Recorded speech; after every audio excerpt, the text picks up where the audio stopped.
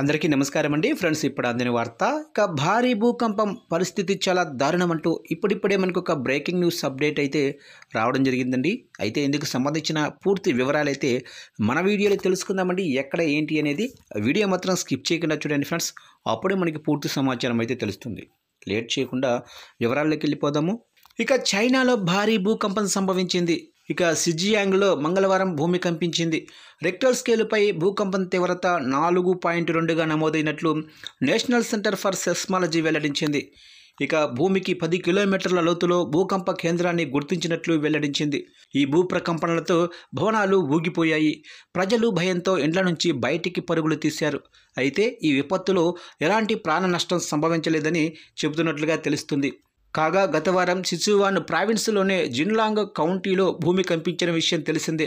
భూకంపం తీవ్రత Richter స్కేలుపై 5.4గా నమోదైనట్లు China భూకంప కేంద్రం వెల్లడించింది. భూమికి 10 కిలోమీటర్ల లోతులో భూకంప కేంద్రాన్ని గుర్తించినట్లు వెల్లడించింది. ఈ భూకంపం దాటికి పొరుగున ఉన్న భూటాన్లోనూ ప్రకంపనలు చోటు చేసుకున్నాయి. అక్కడ భూకంపం తీవ్రత 3.1గా నమోదైనట్లు నేషనల్ సెంటర్ ఫర్ సెస్మాలజీ వెల్లడించింది. ఈ భూకంపం దాటికి ప్రజలు తీవ్ర భయాందోళనకు గురయ్యారు.